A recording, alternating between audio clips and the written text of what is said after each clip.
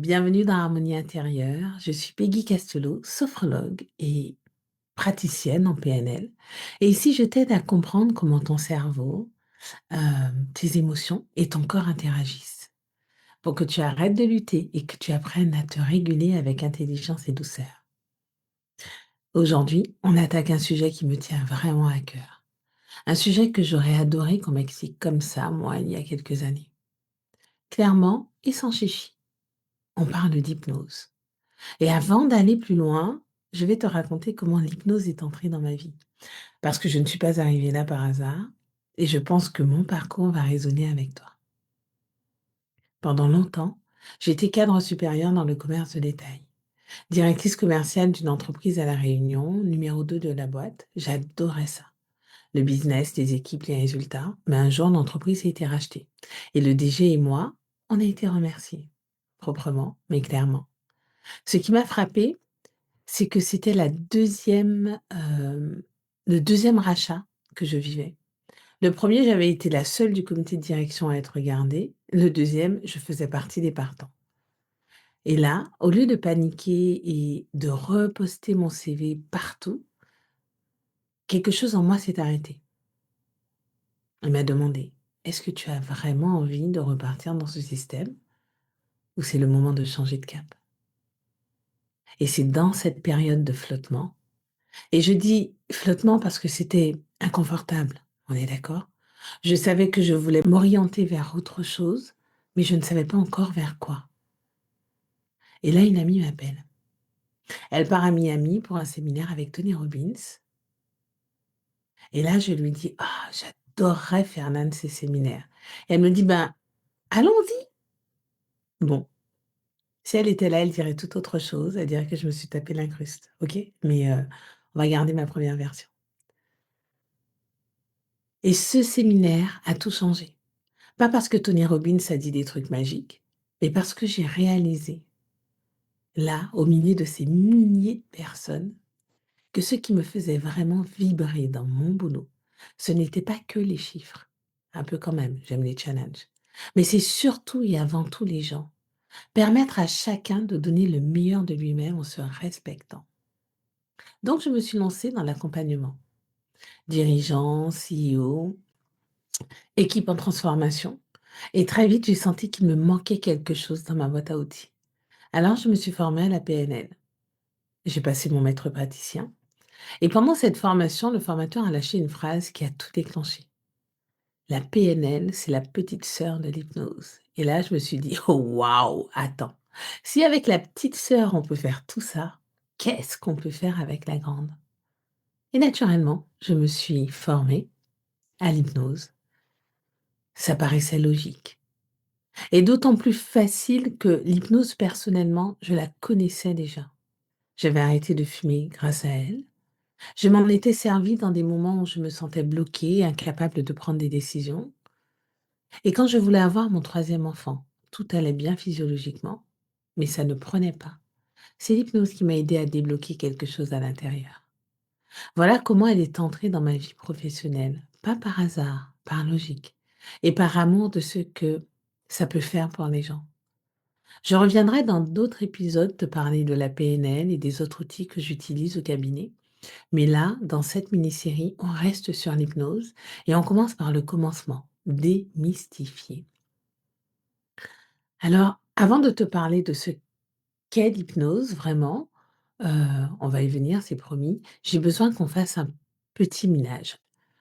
Parce que si tu arrives avec de fausses croyances dans la tête, même le meilleur outil du monde ne peut pas faire son job. Donc on commence par là, les mythes. Ceux qui circulent depuis des années et qui empêchent des femmes formidables de bénéficier de quelque chose qui pourrait vraiment changer leur vie.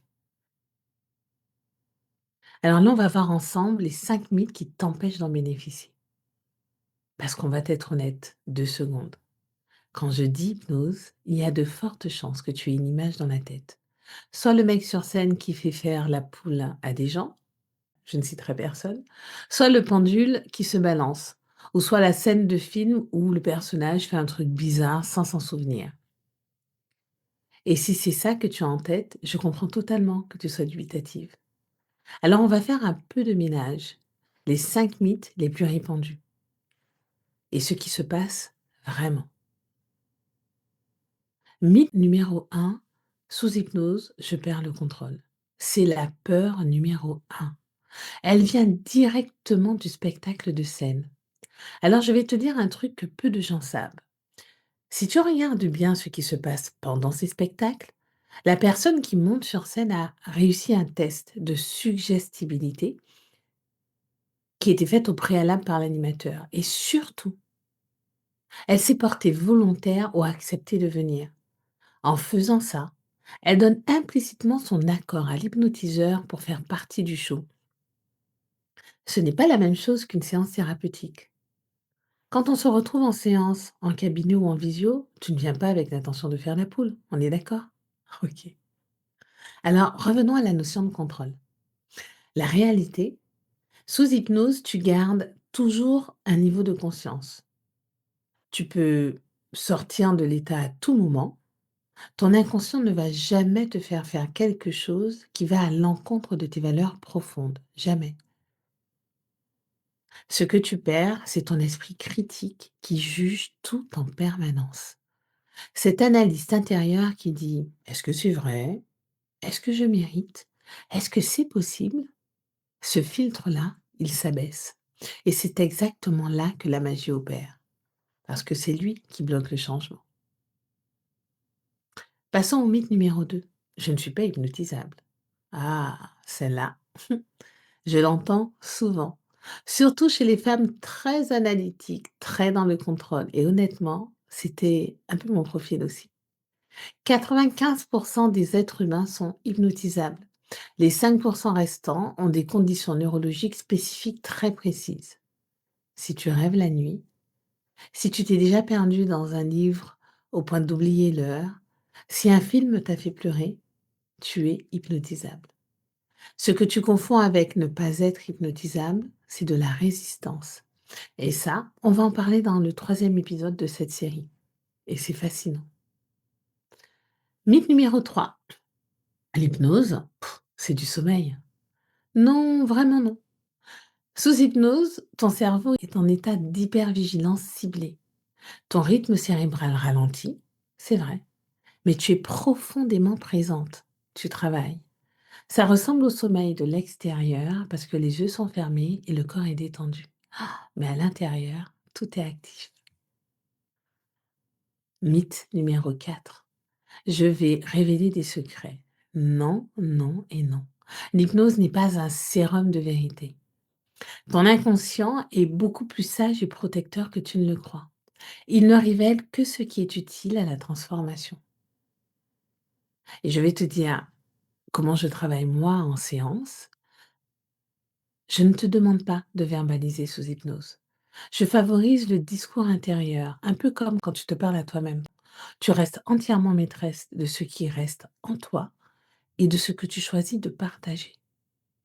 Enfin, le mythe numéro 5, c'est de la magie, pas de la science. Et là, je vais te surprendre. L'hypnose est reconnue par l'INSERM, par l'Académie nationale de médecine en France. Des hôpitaux l'utilisent comme anesthésique complémentaire. Des IRM fonctionnels ont documenté précisément ce qui se passe dans le cerveau pendant la transe. Ce n'est pas de la magie, c'est de la neurologie appliquée. Alors voilà les mythes, les principaux, tu vois, ils sont posés. Et j'espère que tu respires déjà mieux. Maintenant qu'on a nettoyé le terrain, tiens, déjà une métaphore de jardin, on peut parler de ce que c'est vraiment. Pas la version hollywoodienne, la version neurologique, celle qui explique pourquoi ça fonctionne et pourquoi c'est beaucoup plus accessible que tu ne le crois. Maintenant qu'on a déposé les peurs, parlons de ce que c'est. L'hypnose est un état naturel de conscience modifié, avec une focalisation de l'attention, une détente physique profonde et une hyper-réceptivité de l'inconscient. Chaque mot compte, je t'explique. État naturel, tu ne rentres dans rien d'étranger. Ton cerveau connaît déjà cet état. Tu le vis plusieurs fois par jour sans le nommer. Tu sais ce moment sur l'autoroute quand tu conduis un trajet que tu fais souvent et tu arrives à destination sans te souvenir des 20 derniers kilomètres parcourus. Ton corps conduisait, ton esprit était ailleurs et tu es arrivé en sécurité. C'est ça de la transe légère. Maintenant, la notion de conscience modifiée. En fait, ton cerveau fonctionne toujours, mais différemment. Le cortex préfrontal, la partie qui analyse, compare, juge, critique, ralentit. Et le système limbique, le siège des émotions, de la mémoire émotionnelle, de l'inconscient, devient accessible. Et c'est là que c'est puissant. Parce que tous tes schémas profonds, ta relation à toi-même, à ta valeur, à ta confiance, tes croyances limitantes, ce que tu mérites ou ce dont tu es capable, tes réponses automatiques face au stress, aux émotions ou aux relations, tous ceux qui se répètent dans ta vie sans que tu comprennes vraiment pourquoi, tout ça ne vit pas dans ton conscient. Ça vient de l'inconscient. Et c'est là que l'hypnose peut travailler. Et c'est là que l'hypnose peut aller vraiment travailler. Hyper-réceptivité. Alors, quand le filtre critique s'abaisse, les suggestions thérapeutiques atteignent directement les couches profondes. Ce n'est pas de la manipulation, c'est une collaboration entre toi et ton thérapeute. Je vais être honnête sur un point. L'auto-hypnose existe et peut être utile pour certaines choses. Mais sur les sujets profonds, les croyances ancrées, les blessures anciennes, les schémas qui résistent, l'auto-hypnose trouve vite ses limites. Parce qu'on se ment à soi-même. Et parce que le côté critique s'invite très vite quand on est seul avec soi-même. C'est pour ça que le regard extérieur d'un thérapeute fait toute la différence. Sur le plan neurologique, ton cerveau produit différents types d'ondes selon ton état. En veille active, ce sont les ondes bêta, rapides, analytiques, le mode to-do list. En détente, tu glisses vers les ondes alpha, créativité, bien-être, cette sensation de légèreté après un bain chaud. Plus profondément, les ondes θ prennent le relais. C'est là que vit l'inconscient, la mémoire émotionnelle, tout ce qu'on ne voit pas en surface. Et en transe très profonde, les ondes delta, modulation de la douleur, régénération profonde. Ce que je veux que tu retiennes, ce ne sont pas des cases figées. C'est un glissement progressif, un continuum. Et dans le prochain épisode, on va explorer précisément les niveaux cliniques de transe, ce qu'on y ressent et ce qu'on peut y travailler concrètement. Tu as la carte du territoire maintenant. Tu sais ce que c'est. Tu sais ce qui se passe dans le cerveau. Mais il reste une question que j'entends souvent et qui mérite vraiment qu'on s'y arrête. Est-ce que moi, je vais être réceptive? Est-ce que mon cerveau va jouer le jeu? Et c'est là qu'on rentre dans quelque chose de fascinant. La suggestibilité. Un mot qui fait peur et qui est pourtant une de tes plus belles ressources. La suggestibilité, comment le cerveau devient réceptif? La suggestibilité, le mot qui fait peur. Il évoque quelque chose de négatif, non? Être influençable, faible, manipulable. Sauf qu'en hypnothérapie, la suggestibilité, c'est une ressource. Et je vais t'expliquer pourquoi. Ton cerveau, en état normal, a un filtre, le filtre critique. Il évalue tout ce qui arrive. Il compare, juge, dit: «Est-ce que c'est vraiment pour moi? Est-ce que je le mérite vraiment? Ah, suis-je à la hauteur? Qui suis-je pour mériter ça?» Alors, ce filtre est utile. Oui, oui, oui. Il a son utilité, même si parfois tu ne la vois pas. Il te protège au quotidien. Mais il a un problème majeur. Il bloque le changement. Parce que quand tu essaies de te convaincre que tu mérites d'être heureuse, que tu as le droit de réussir, que tu es capable de changer, que ce soit dans ta carrière, tes relations, ta façon de te traiter toi-même, ton filtre critique répond instantanément: «Prouve-le» et le changement ne se passe pas. L'hypnose crée les conditions dans lesquelles ce filtre s'abaisse. Alors il ne disparaît pas, il s'abaisse. Ce qui permet aux nouvelles perspectives, aux nouvelles façons de voir ta vie, tes possibilités, tes ressources, d'atteindre les couches profondes sans être bloqué à la porte. La suggestibilité varie selon 3 facteurs principaux. Le premier, la confiance. La confiance envers le processus, envers le thérapeute, envers toi-même. Plus tu te sens en sécurité, plus tu peux lâcher. Seconde, la motivation. Le désir réel de changer. Pas la peur de rester comme tu es. Pas la honte. Le désir sincère d'aller vers quelque chose de différent. Et enfin, l'état corporel. Un corps tendu résiste. Un corps détendu s'ouvre. C'est pour ça que chaque séance commence par une induction. Un temps de préparation qui crée les conditions de la réceptivité. L'image que j'utilise souvent, avec mes clientes, c'est celle du jardin. Imagine que tu arrives chez moi avec ton jardin de vie et dans ce jardin, il y a tout. De belles zones, d'autres qui ont été un peu délaissées à l'abandon, des mauvaises herbes qui ont poussé sans qu'on les invite, des cailloux qui bloquent le sol, des racines qui prennent toute la place. Le travail qu'on fait ensemble en hypnose, c'est d'abord de nettoyer ce jardin. Retirer ce qui encombre, alléger le terrain, préparer le sol, créer de l'espace.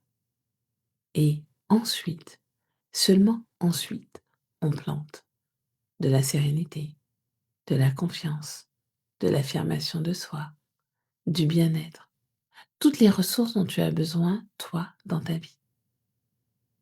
Alors ce n'est pas moi qui décide ce qu'on plante, c'est toi. Je suis là pour préparer le terrain et t'accompagner dans la plantation. Et comme dans tout jardin, ça pousse quand le terrain est prêt, pas avant, mais quand il l'est, et ça pousse vraiment. Alors avant qu'on passe à la pratique, et on va vraiment pratiquer ensemble tout à l'heure, tu vas voir, je vais te parler de quelque chose que j'ai créé pour être là quand moi, je ne peux pas l'être. Parce que la transformation ne se programme pas toujours à des heures de cabinet. Je veux te parler de quelque chose que j'ai construit pour être là quand je ne peux pas l'être. Parce que la transformation, elle ne se fait pas uniquement pendant une séance avec un thérapeute. Elle se fait aussi à 23h un mercredi, quand tu sens que quelque chose monte en toi et que tu as besoin d'un espace pour poser ça. Et c'est exactement pour ça que j'ai créé l'essence du bien-être. C'est un espace ressources, de ressources, disponible à toutes les heures, depuis ton canapé, ton lit, n'importe où. Des séances d'hypnose thérapeutique enregistrées autour des thèmes qu'on explore ensemble dans ce podcast. Le sommeil, la relation au corps, la relation à soi, la confiance, les émotions difficiles, les transitions de vie. Un espace vivant qui s'enrichit régulièrement et qui grandit avec toi. Et je veux t'expliquer pourquoi c'est de l'hypnose et pas simplement des méditations guidées. La différence est précise. Une méditation guidée t'amène à la détente. C'est précieux. D'ailleurs, j'ai un box, pas un box, oui, une box qui t'amène sur, la relaxation avec 3 niveaux de relaxation et la détente, c'est précieux. Mais l'hypnose thérapeutique profite de cet état de détente pour aller parler directement à l'inconscient, pour travailler sur des associations automatiques, les schémas profonds, les croyances qui résistent. C'est là la différence entre prendre l'air dans ton jardin et aller vraiment planter quelque chose dedans. Et la répétition en hypnose, ce n'est pas de la redite, c'est de l'ancrage. Chaque écoute crée de nouveaux chemins neuronaux, de nouvelles connexions synaptiques qui renforcent et approfondissent le changement. Tu trouveras l'essence du bien-être sur peggycastello.podia.com, sinon le lien est dans la description. Bon, allez, on passe aux choses sérieuses? Un seul exercice aujourd'hui. Mais je te préviens, il est costaud et surtout, il va préparer ton cerveau exactement dans le bon état pour la séance guidée qui suit. Donc ne le zappe pas, même si tu penses connaître la cohérence cardiaque, fais-le avec moi maintenant, parce que le faire dans le contexte de cet épisode, ça n'a pas le même effet que de le faire toute seule. Un seul exercice aujourd'hui, mais costaud. La cohérence cardiaque comme porte d'entrée. La cohérence cardiaque, c'est l'une des techniques les plus documentées scientifiquement pour abaisser le filtre critique. Quand on synchronise le rythme cardiaque avec la respiration, on active le système nerveux parasympathique. Pour rappel, le frein de l'état d'alarme. Et on crée des conditions physiologiques de la réceptivité. Concrètement, inspire 5 secondes, expire 5 secondes, 6 cycles par minute, c'est la fréquence de cohérence optimale. Pour pratiquer en dehors de ce podcast, je recommande 2 applis que j'utilise moi-même avec mes clientes. Respire Relax et Respire. Elles te guident visuellement et tu n'as qu'à suivre. Alors visuellement oh zut, il y a aussi du son. Bon, le mot ne me vient pas, ça reviendra plus tard. On fait 5 cycles ensemble, maintenant. Donc, je te propose de lancer mon application.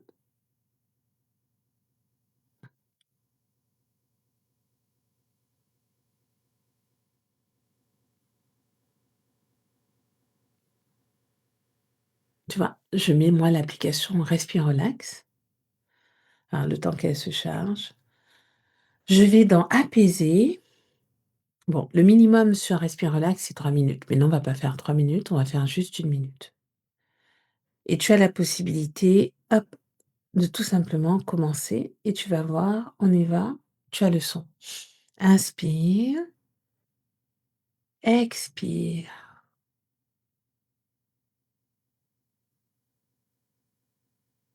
inspire, expire,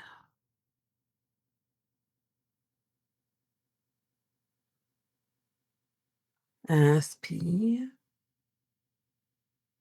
expire,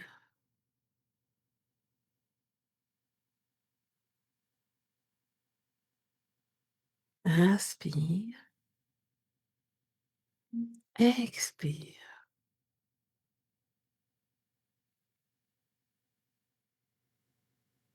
inspire et expire. Alors tu vois là, on a fait juste 5 cycles, 5 ou 6 cycles d'ailleurs, je m'en souviens pas. Remarque l'espace qui s'est créé, la légère décélération, cette sensation de plus de place dans la poitrine. Tu viens de préparer ton cerveau à la réceptivité et c'est exactement ce qu'on va faire au début de la séance guidée. Et maintenant, la partie que j'attends toujours avec une vraie impatience, parce que là où les mots expliquent, l'expérience transforme. Alors on va faire de l'hypnose ensemble, une vraie induction. Pas de pendule, pas d'ambiance mystérieuse, juste toi, ta respiration et moi dans tes oreilles. Si tu as quelqu'un autour de toi, c'est le moment de lui dire de ne pas te déranger. Ou tu peux aussi mettre tes écouteurs. Installe-toi. Prends le temps qu'il faut. Je suis là quand tu es prête. Tu fais faire pause, le temps de te mettre à l'aise. Important. Si tu écoutes en conduisant, garde les yeux ouverts et toute ton attention sur la route. J'ai même envie de te dire, fais pause. Voilà. La séance guidée est uniquement pour quand tu es dans un endroit où tu peux t'arrêter en sécurité. Allez, il est temps maintenant. Prends une grande et profonde inspiration. Ok. Installe-toi. Installe-toi dans une position confortable, assise ou allongée. L'important, c'est que ton corps soit supporté. et que tu n'es pas à tenir, ni à te tenir. Prends une grande et profonde inspiration de nouveau par le nez. Et à l'expiration, ferme doucement les yeux. Tu peux aussi laisser ton regard se poser quelque part sans chercher à voir vraiment. Et commence à respirer. Juste respirer. Inspire et expire. Pas besoin de forcer. Pas besoin de bien faire. Juste laisser l'air entrer et l'air sortir.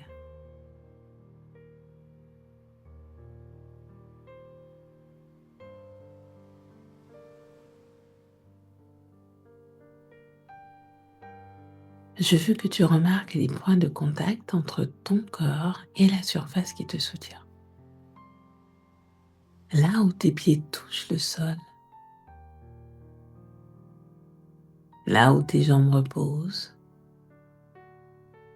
là où ton dos s'appuie. Chaque point de contact est une invitation à peser un peu plus, à lâcher un peu plus de tension, à te laisser porter.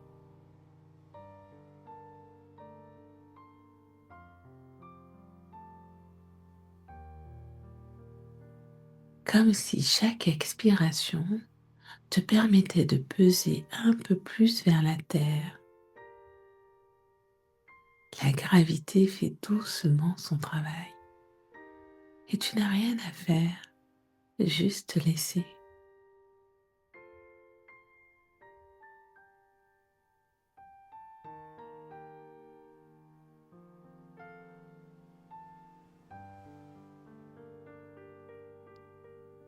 Je t'invite maintenant à imaginer un escalier, un bel escalier, confortable, solide, bien éclairé. Il peut être en bois, en pierre, en marbre. Laisse ton imagination choisir.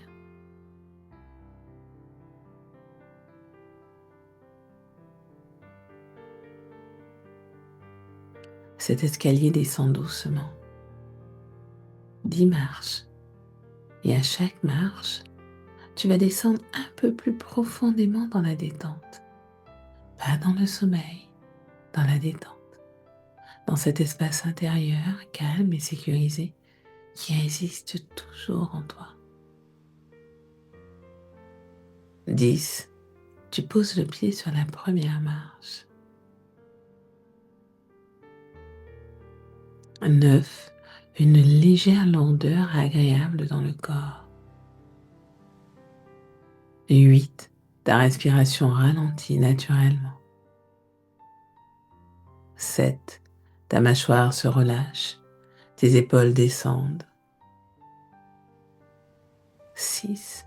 À mi-chemin, tu te sens plus loin du bruit de la journée. 5.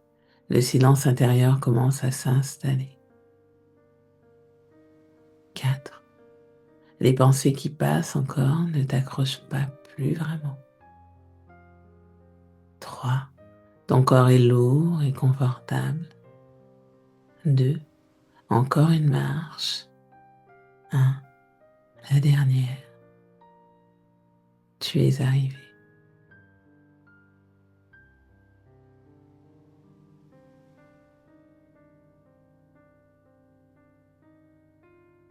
Devant toi, une porte, belle, accueillante. Ta porte. Elle ne s'ouvre que pour toi. Tu la pousses doucement. Et tu entres dans un espace qui t'appartient. Ça peut être un jardin, une pièce lumineuse, un coin de nature. Laisse venir ce qui vient. Ne contrôle pas. Accueille.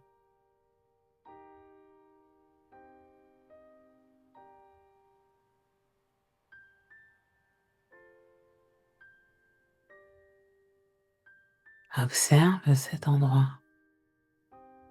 les couleurs, la lumière, ce que tu entends, ce que tu ressens sur ta peau. Cet endroit existe vraiment en toi. Il t'appartient. Tu pourras y revenir chaque fois que tu en auras besoin.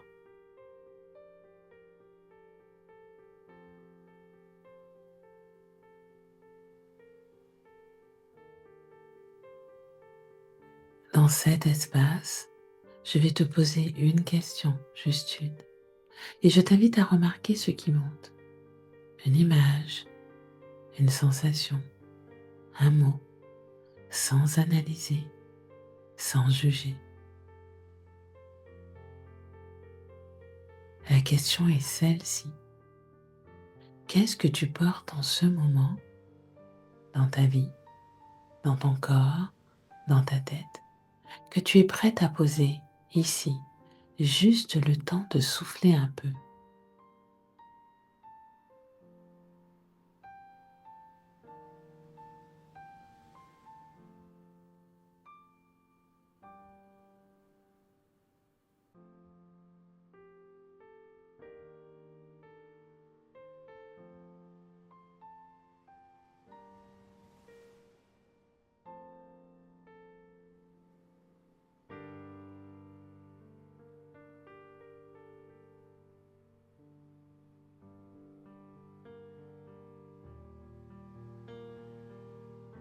Il n'y a pas de bonne réponse.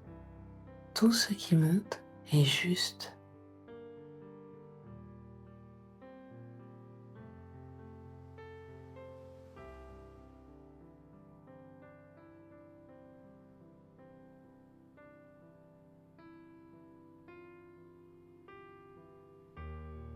Prends le temps de déposer ce que tu as reconnu. Symboliquement, ça peut être une image, un poids, une couleur. Tu le poses quelque part dans cet espace. Tu ne le rejettes pas, tu le poses. Il sera là si tu en as besoin. Mais pour quelques instants, tu n'as pas à le porter.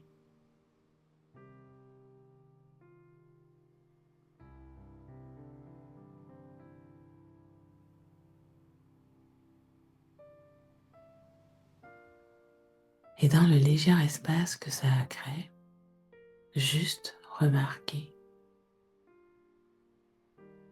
comment tu te sens là, maintenant, dans ce corps, dans cet instant.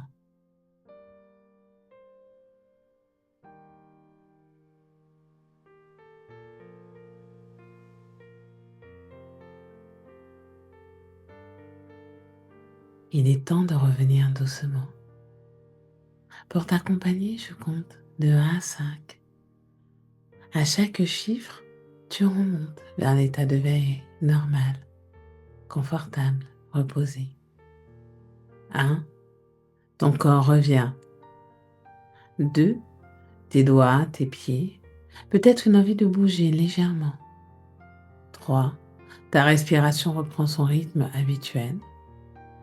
4, le son de ma voix te ramène doucement. 5, les yeux peuvent s'ouvrir quand ils sont prêts, doucement.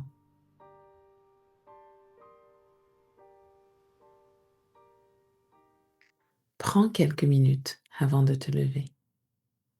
Remarque comme tu te sens. C'est ça, une première expérience d'hypnose thérapeutique.